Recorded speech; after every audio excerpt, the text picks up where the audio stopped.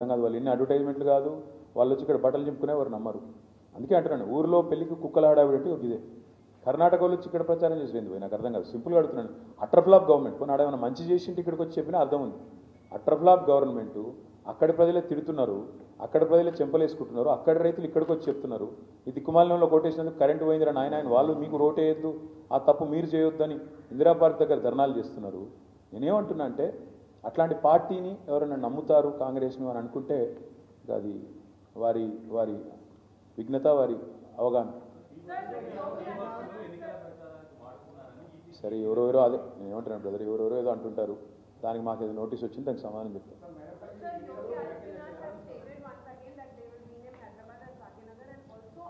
Yogi ji also has renamed himself. I think he should focus more on Uttar Pradesh and less on other things.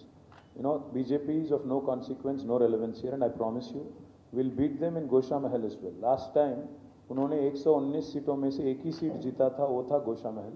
इस बार आपसे वादा करते हैं गोशा महल भी जीत के बीजेपी को हराएंगे. और बीजेपी को हराने की काबिलियत, बीजेपी को हराने की ताकत अगर आज तेलंगाना में किसी में है तो सिर्फ और सिर्फ बीआरएस में है, उनमें नहीं, कांग्रेस में नहीं. कांग्रेस में ने एक मिनट, कांग्रेस ने आज गोशा महल में एक डमी कैंडिडेट को टिकट दिया जो नॉन लोकल है, जो वो कहते हैं ना हिंदी में न जान न पहचान आ गए बनने मेहमान, तो वो वाला हालचाल. आज बंडी संजय जहाँ से लड़ रहे हैं करीमनगर, वहाँ पे भी कांग्रेस ने एक डमी कैंडिडेट को टिकट दिया. और कोरुटला में जहाँ पे धर्मपुरी अरविंद कंटेस्ट कर रहे हैं बीजेपी के, वहाँ पे भी कांग्रेस ने डमी कैंडिडेट को टिकट दिया.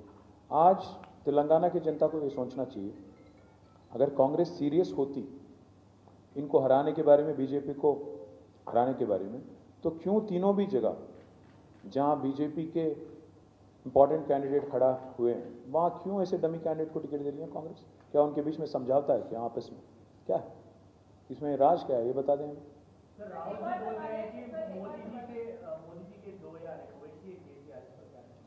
अब मोदी जी के सबसे बड़े एसेट तो राहुल गांधी है. मुझे लगता है कि राहुल गांधी की जो हेल्थ है उसके बारे में सबसे ज़्यादा फिक्र आज हिंदुस्तान में किसी को है तो मोदी जी को है, क्योंकि जब तक राहुल सही सलामत है तब तक मोदी भी महफूज है.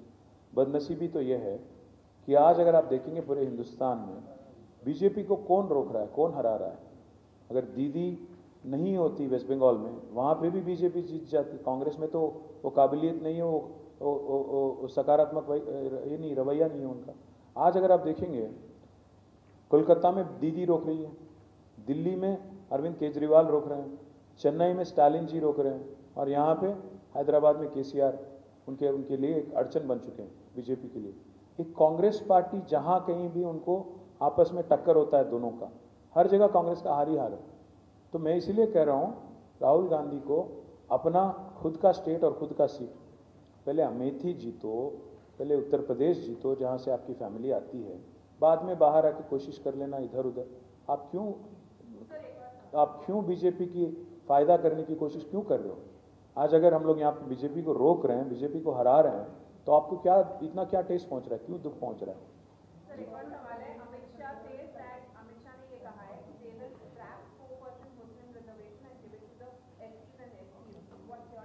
Well, Amit Shah ji says lot of things, Yogi ji says lot of things, Modi ji also says lot of things, but the fact is their party is not going to win one seat also in Telangana.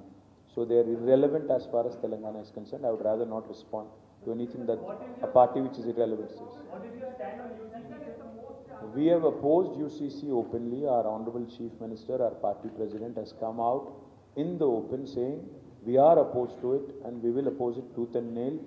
Whenever it is brought up in Parliament, we will oppose it tooth and nail.